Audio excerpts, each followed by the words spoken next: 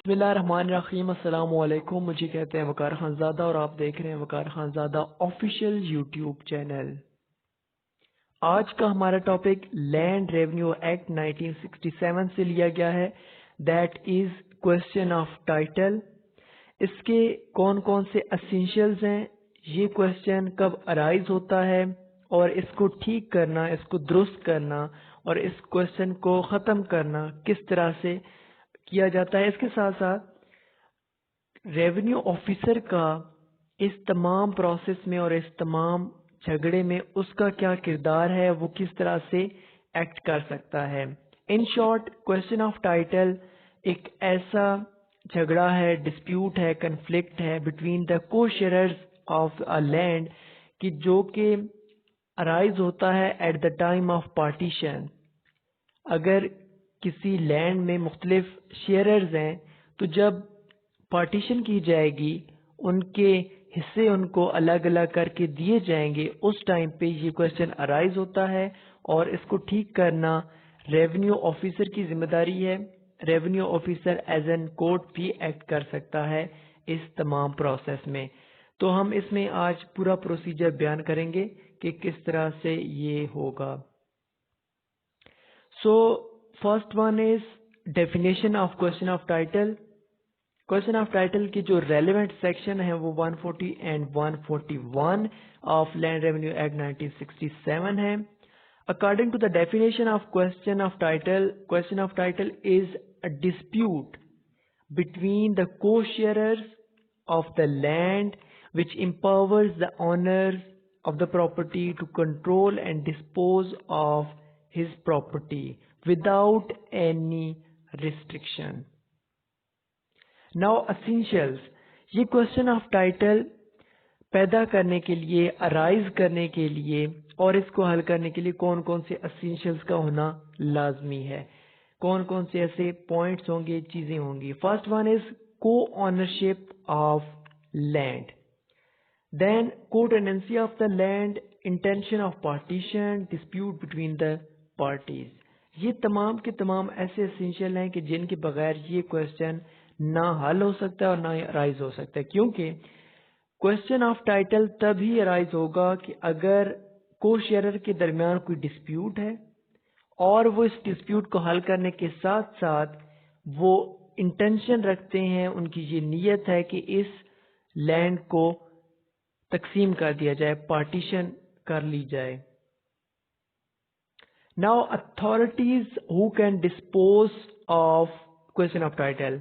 कौन कौन से ऐसी अथॉरिटीज हैं, कौन कौन से ऐसे पर्सन्स हैं कि जो कि इस क्वेश्चन को दुरुस्त कर सकते हैं, इस क्वेश्चन को हल कर सकते हैं, इस झगड़े को हल कर सकते हैं। First one is revenue officer.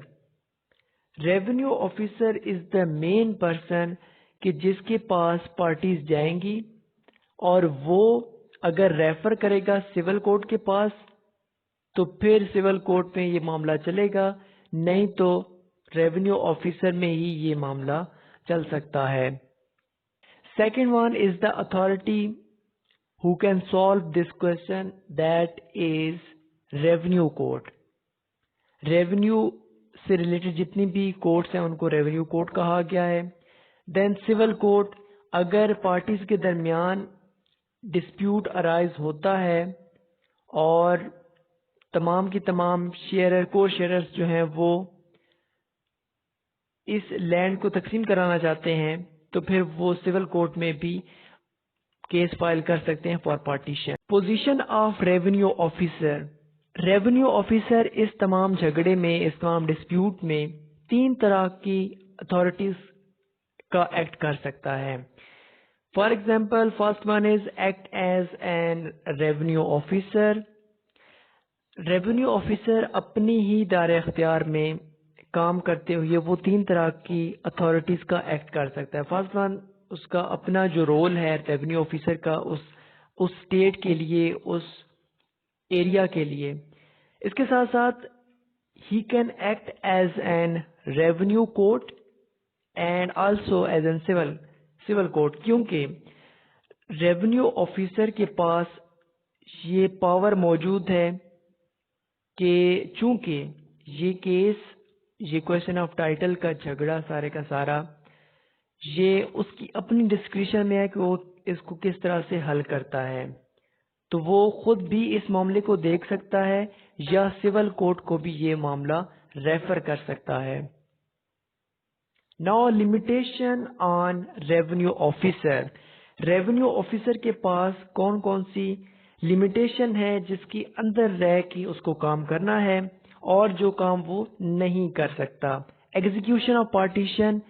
Partition को तब तक एग्जीक्यूट नहीं किया जा सकता रेवेन्यू ऑफिसर की तरफ से जब तक क्वेश्चन ऑफ टाइटल का मामला हल नहीं होता।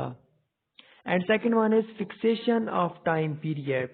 Same as execution of partition की तरह यहाँ पे भी टाइम पीरियड को भी फिक्स नहीं किया जा सकता फॉर एग्जीक्यूशन, क्योंकि एग्जीक्यूशन तभी होगी कि जब क्वेश्चन ऑफ टाइटल का मामला हल हो जाएगा। मीन पार्टीज के दरमियान कोई डिस्प्यूट नहीं रहेगा relevant to the title. Now procedure for disposal of question of title. Question of title को किस तरह से दुरुस्त किया जा सकता है? First one is stay the proceeding. सबसे पहले अगर कोई प्रोसीडिंग चल रही है रेवेन्यू कोर्ट में या फिर सिविल कोर्ट में तो उसको स्टे कर दिया जाएगा, स्टॉप कर दिया जाएगा टिल देन कि जब तक क्वेश्चन ऑफ टाइटल का मामला हल नहीं होता। Then suspension of proceedings. The revenue officer shall suspend the execution of the partition until question of title is not decided. Then failure of party to file civil case. अगर parties fail to file a case in civil court हैं और किसी भी वजह से, चाहे वो उनकी पर्सनल रीजन है या फिर कोई और रीजन है, किसी भी वजह से वो सिविल कोर्ट में केस फाइल नहीं कर सकती, तो फिर रेवेन्यू ऑफिसर के पास ये पावर मौजूद है कि वो खुद इसको हल करेगा क्वेश्चन ऑफ टाइटल को, या फिर वो ये मामला सिविल कोर्ट को रेफर कर देगा। Then last one is after decision of civil court. Under this act, after receiving the court order, the revenue officer will execute the partition of the land. अगर सिविल कोर्ट में मामला चला गया है, refer किया गया है रेवेन्यू ऑफिसर की तरफ से या फिर केस फाइल किया गया था बाय द पार्टीज, तो जब सिविल कोर्ट ऑर्डर करेगी तो फिर रेवेन्यू ऑफिसर को उसी तरह से एग्जीक्यूट करना पड़ेगा और पार्टीशन का मामला हल करना पड़ेगा। अगर देखा जाए अपील का मामला, तो अगर रेवेन्यू ऑफिसर के पास केस चला है और रेवेन्यू ऑफिसर ने किसी के अगेंस्ट फैसला दिया है, तो अपील का हक महफूज है उस एग्रीव पार्टी के पास और वो एग्रीव पार्टी डिस्ट्रिक्ट जज के पास जा सकती है अपील के लिए, फैसला चैलेंज किया जा सकता है रेवेन्यू ऑफिसर का। और अगर डिस्ट्रिक्ट जज ने अगेंस्ट फैसला दिया है किसी पार्टी की और वो पार्टी समझती है कि उसके साथ ज्यादती की गई है, तो वो एग्रीव पार्टी जाएगी हाई कोर्ट के पास और हाई कोर्ट में अपील फाइल की जाएगी। Thank you so much.